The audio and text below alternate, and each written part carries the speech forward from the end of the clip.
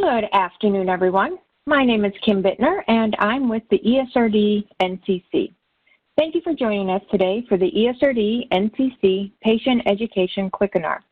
The ESRD NCC Quickinar events are held in partnership with the Centers for Medicare and Medicaid Services. We are hosting these 30-minute events weekly. They feature patient and professional subject matter experts from around the country sharing how they or their organization are coping and combating COVID-19. Before we get started, I wanted to let you know that this call is being recorded and will be posted on the NCC COVID Quickinar webpage, and usually in about 3 business days. So let's go ahead and take a look at the agenda for today's call. Today's speaker is Carolyn Feibig. She's a transplant dietitian from the George Washington University Hospital. She will be discussing the importance of maintaining diet in this COVID-19 environment. As we go through the presentation, if you have any questions, please submit them using the chat feature or the Q&A feature. When we get to the Q&A section of this presentation, we will share the questions we have received with our speaker. Our goal is to answer as many questions as time allows. So what is this call all about?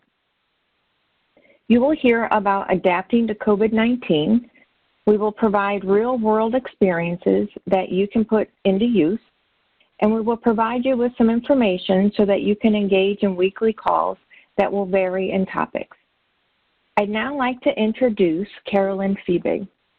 Carolyn Feibig has been a dietitian in Washington, D.C. area since 2011 and currently serves as the Kidney Transplant Dietitian at the George Washington University Hospital. Carolyn discovered her passion for renal nutrition when her nephew was born with only one working kidney. Throughout her career, Carolyn has worked to educate the general public about the importance of early detection of kidney disease and the benefits of healthy diet and kidney health. She volunteers with the National Kidney Foundation and was NKF's 2018 Regional Recognized Renal Dietitian Award winner for the Southeastern region of the U.S. She is also the NKF's Capital Area Medical Advisory Board and Patient Education Committee. In her spare time, she explores Washington, D.C. with her camera at the ready and has a passion for good food, be it a tried and true recipe, making something for the first time, or searching for new and delicious restaurants or farmers markets. Carolyn, welcome to the call. It's really quite an honor to be here. Thank you for thinking of me and having me talk on this super important topic. Thank you. Well, we are pleased to have you present on this very popular topic. And at this time, I'd like to just turn this presentation over to you. All right. Well, again, thank you so much. And basically today we're just going to be talking about the importance of still maintaining your kidney diet while in the midst of this global pandemic of COVID-19. So is keeping your diet going important? Next slide. Yes, it really is. It's always important to follow your renal diet, but even possibly more so now. Next slide, please. And the reason why right now it's so important is to keep you out of the hospital. People with COVID-19 or who are suspected of having COVID-19 or having advanced symptoms are going into, most likely into the emergency departments. They are being admitted, and what we don't want to do, because we know that this can spread very fast and through air and droplets, so we want to keep people away from that area as much as possible, and that means staying out of the hospital. And honestly, symptoms like shortness of breath and your heart beating super fast, those are both common symptoms of COVID-19 and other conditions, maybe like too much fluid or having too high of potassium. So, and one of the most common reasons for people on dialysis or with kidney decline is to go to the hospital is because of those reasons, because of high potassium or fluid overload. Next slide, please. So managing your potassium. I used to work in a dialysis unit as well for a few years, and I always like to tell my patients, you know, like, hey, if it's delicious, it has too much potassium in it. So, and it's really hard to find those good, tasty foods that aren't going to bust your potassium limit for the day. So it's important for you to choose lower potassium foods. Your dietitian at your unit can certainly give you a list. There's plenty of lists out there. The American Kidney Fund, the National Kidney Foundation, Fresenius, DaVita, there's so many. You can just Google like low potassium foods. But also it's important to remember to follow your portion sizes. Because a low potassium food, when you eat it in larger quantities, then becomes a high potassium food. So 10 grapes might be just fine potassium-wise, but if you eat a bushel of grapes, now you've just taken in too much potassium. Another thing about potassium is we don't want you to drink your potassium, right? So choosing water, not even if it's like a low potassium juice like cranberry juice or apple juice, that's going to have some extra water or extra potassium. In those bottled waters, like electrolyte water or alkaline water, a lot of times they have added potassium. So you, making those choices just to either drink straight tap water or straight plain bottled water, making sure you read those labels. Also, reading any type of food label is important. Now they've got food labels on, or potassium on the food label, which is really important. So you can look and check. So if it has more than 250 milligrams of potassium, that's considered a high potassium food.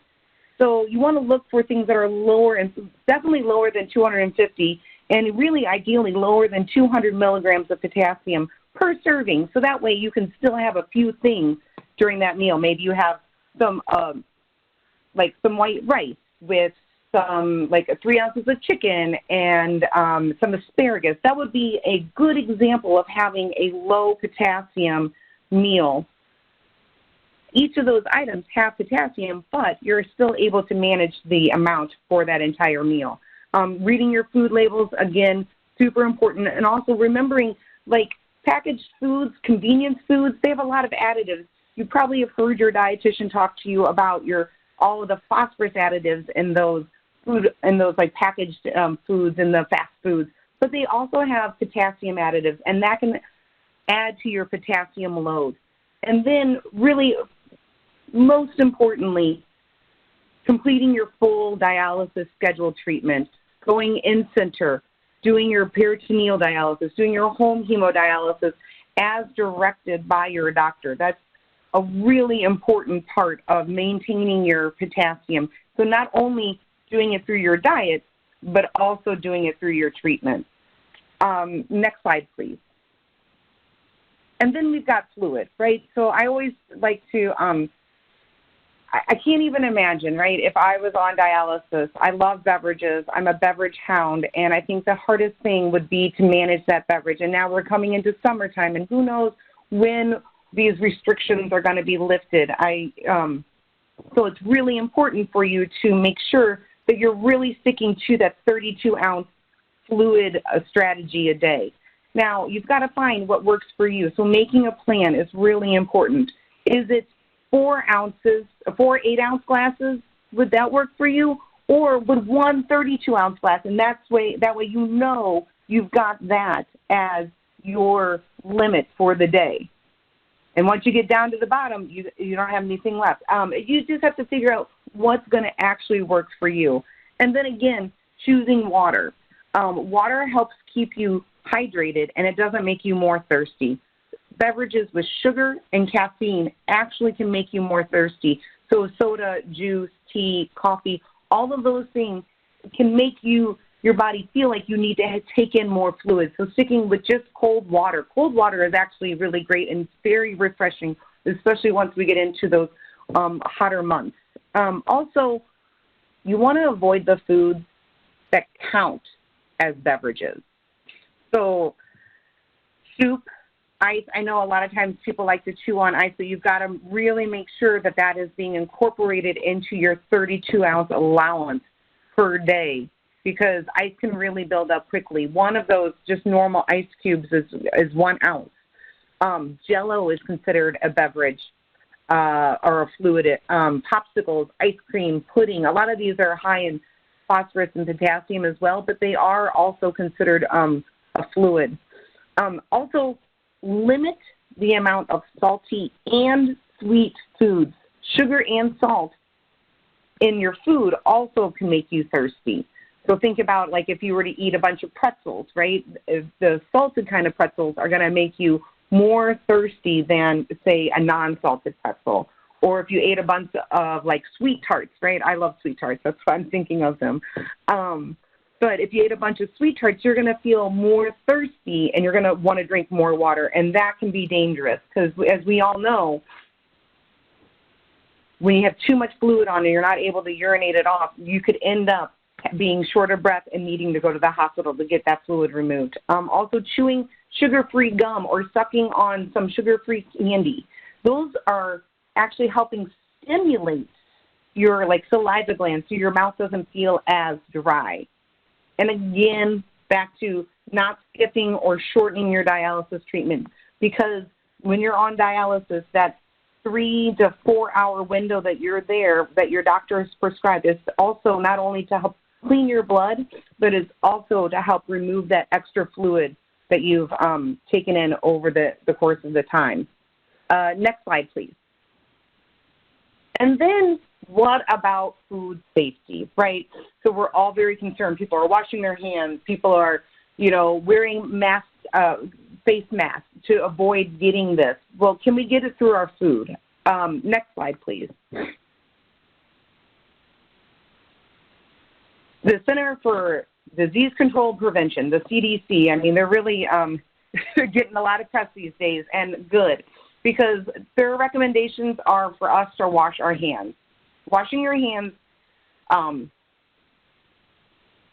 always, not just in the times of pandemic, but when you're cooking any type of food, when it's flu season, when you've touched something that's possibly dirty, you want to wash your hands. It doesn't even have to look dirty to have germs on it, right? So the way that you wash your hands, you use hot water, you use soap, you lather it, you scrub your hands in between your fingers, under your fingernails, your thumbs for 20 seconds. It's like the Happy Birthday song twice. Also, then you got to rinse your hands. And what you really want to do is use a single-use paper towel. I know it's so bad for our environment, but it's really important for our hand health. And then once you've done doing that, washing and drying your hands, then you turn off the faucet, because your dirty hand turned on that faucet, so those germs are still on there. And again, one of the most important rules for any airborne or communicable disease, like that you can pick it up off like touching a doorknob or something like that, is to wash your hands. And it's also a great way to not spread any contaminant, like foodborne illness. So even not in times of pandemic, you should be washing your hands before you cook anything, after you touch any type of raw meat. Anytime that you're done making or preparing any type of food, you should be washing your hands. Next slide, please.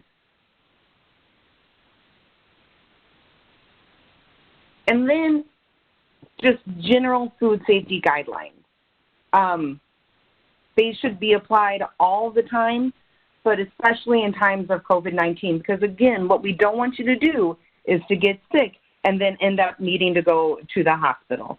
So like I just said, wash your hands before preparing any food and after touching any type of raw meat. Wash your fruits and vegetables.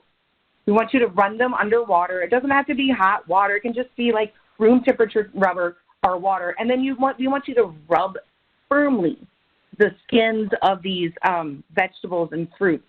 And even the skins that you're not going to eat. Let's say you're going to have some watermelon, right? That's a lower in potassium fruit. And you're going to cut that. Well, that knife is going to go through that entire fruit. So you need to you need to wash the outside of that fruit first before you cut. Make sure before you start preparing anything that you've washed your counters. using an approved disinfectant. There's tons of them. You can go to the CDC website. Just like pretty much like any Lysol cleaner will work just fine. That's for counters. And then using a separate cutting board for your raw meat, your raw poultry, and raw fish. I know there's a lot of different cutting boards, and then having one for prepared foods and for vegetables. And then cooking your food to the proper temperature. I think this honestly is where most foodborne illness is found, because people may not have a thermometer in their home, and I highly recommend getting a food thermometer, especially when it comes to chicken, because poultry is a major offender with this because they have salmonella. All poultry does pretty much, and so you need to heat that to 165 degrees Fahrenheit. And also with all of your leftovers. So like if you're going to eat like some leftover pizza or leftover like chicken and rice or something like that that you're going to heat up in the microwave, it needs to be heated to 165 degrees as well. This is the temperature that's going to kill pretty much every single like foodborne illness. Ground beef, pork, ground lamb, those things need to be cooked to at least 160 degrees Fahrenheit. So that's really like medium well. Whole cuts of meat, you don't have to cook as long because there's less surface area that's been potentially gotten some type of foodborne like bacteria on it. So you could cook your like a steak or a pork chop or a lamb chop to 145 degrees. And same thing with your fish or seafood. It can be cooked to 145 degrees because the E. coli virus or bacteria, it's not a virus, bacteria is able to be killed at about 140 degrees Fahrenheit. Next slide, please. And then going to the grocery store, right? This is a source of anxiety for a bunch of us. So if possible, have your groceries delivered, use curbside pickup. I hear that getting a Instacart time slot is like winning the lottery nowadays, so it might not be a valuable solution to do a grocery delivery, but if it is, that is your best bet. Or doing the curbside pickup. If you have to go into the store, wear a mask. Stay 6 feet apart from others. Try to use automatic payment, like if you have like Apple Pay or any of those cards that just have like the little chip on them that you can just like set on top, so you don't have to even push the buttons on the credit card machine. Don't use cash. Cash is full of germs. Using hand sanitizer while you shop. When you leave the store, always try, I know it's also a hot commodity, but try and get some, and just always have some in your purse or your pocket whenever you leave your home. And then right when you get home, wash your hands. Really clean your counters before you go to the store so you don't have to worry about that, but wash your hands right when you get home. It might even behoove you to wash your counters again, or have half of your counter for groceries you just brought home, and then the other half for after you go and wipe down all the containers and things like that. Wash your produce right away, just like we talked, underwater. If you really want to get like fancy, you could use some white distilled vinegar, 1 part vinegar, 1 part water, and kind of spray that on your vegetables after you wash them. And then if possible, quarantine your non-perishable foods, so anything that's in a box or a bag or something like that, for 24 hours. And that's just better safe than sorry type of deal. Next slide, please. And then takeout, right? So we're all wanting to help support some of our local food restaurants and things like that, or maybe it's too hard for us to get to the grocery store right now, and takeout is a great way of getting it, because now all you need, I mean, you can just order pretty much from anywhere. And honestly, the CDC and the World Health Organization right now has said that there's really no current evidence that you can get COVID-19 being spread through food. So that's really important to know. Again, so we want to certainly make sure that it's, you're being food safe. But you could also get the virus if for some reason, like if from the delivery person or maybe even the container. So if you're possible, you could have the delivery be left out on your front door, and then they could text you or call you saying, hey, I just left it on your front door. If that's not an option, I live in Washington, D.C., right in the heart of it. That is certainly not an option for me. So I have to go out, but I always wear a mask. The person kind of like sets it down and then I pick it up so we don't even have to interact, and we make sure that I stay 6 feet away from them. Before you get your food, make sure that your counters are washed. Make sure after you get your food, when you come in, you set it down, wash your hands. Then, honestly, reheat your food. Even if it seems like it's hot, you never know. It might have been out of that food-borne illness area, like in that food safety danger zone. So just pop it in the microwave for like 45 seconds to maybe even a minute, and then serve it in a different container, and then throw away those containers. And, of course, after you've done all this, wash your hands before you start eating.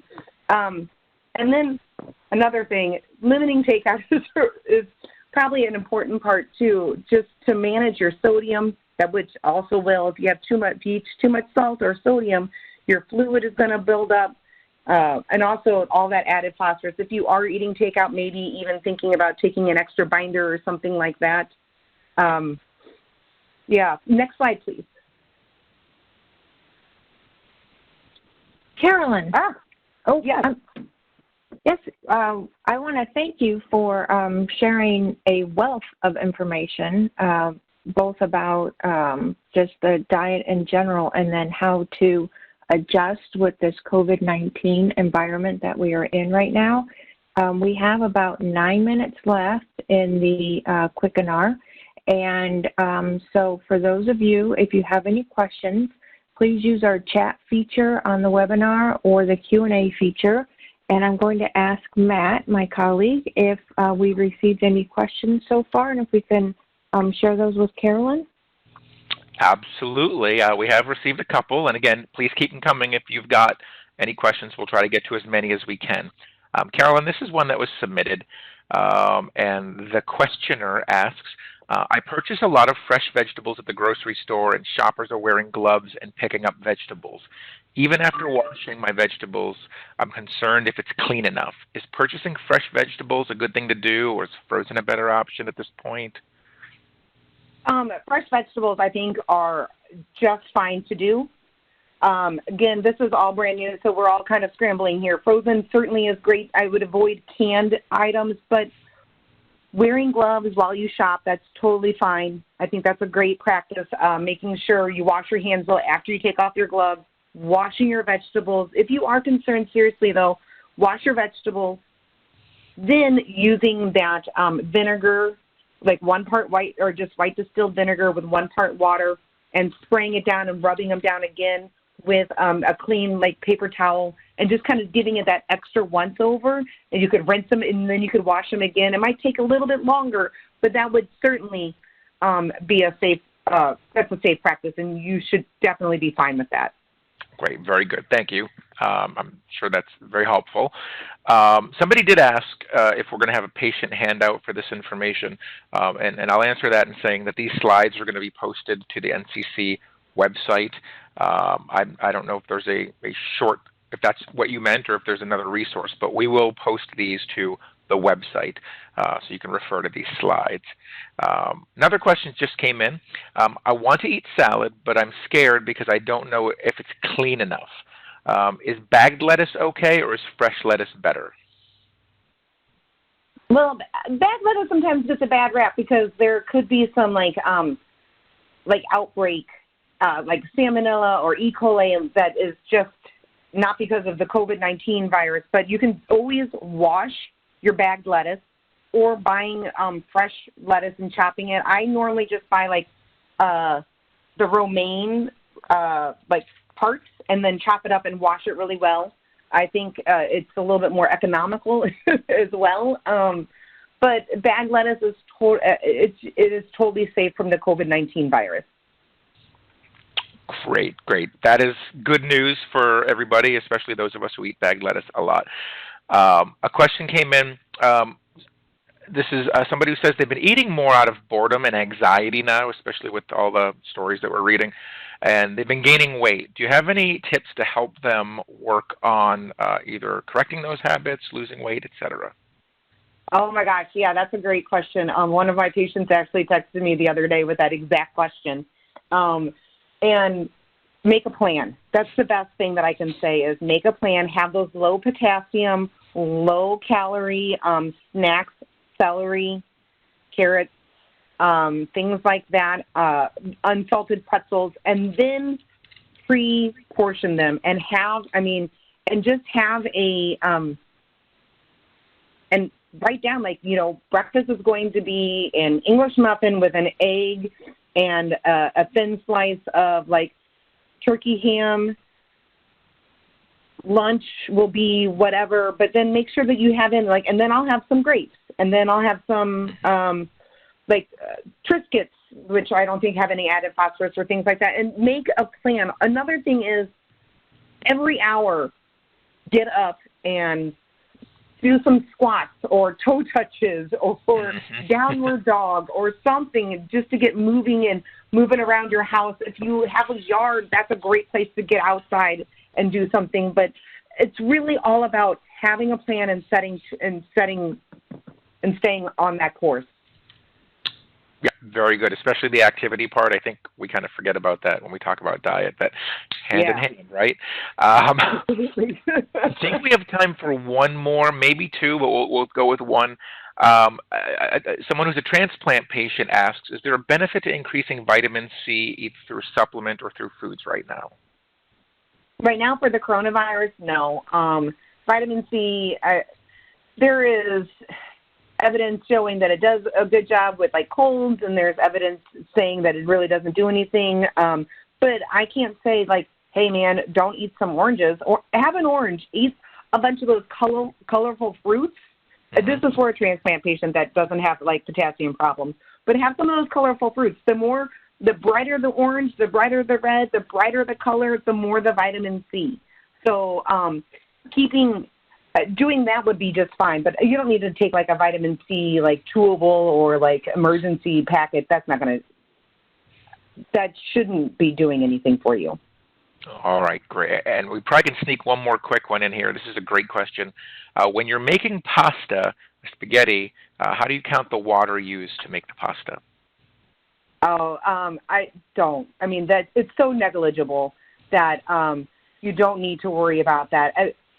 That you don't count the water that you cook the rice in or things that even absorb the water. So that it would be so minuscule that you don't need to worry yourself about that. Make sure, though, that you're following the 32 ounces a day. Excellent. Well, thank you so much for answering these. If we do receive a couple of questions after the fact, would it be all right to send them your way for? Absolutely. And also, I think at the end of this slide, I'm not sure, but I think there are some, like, lists of lower potassium foods and resources that you can go to. So when they're looking at this afterwards, they could maybe go to those sections as well. Absolutely. We'll have them as an appendix at the end of the slide. So yeah. Carolyn, thank you so much. We appreciate your time today and sharing this great information with us.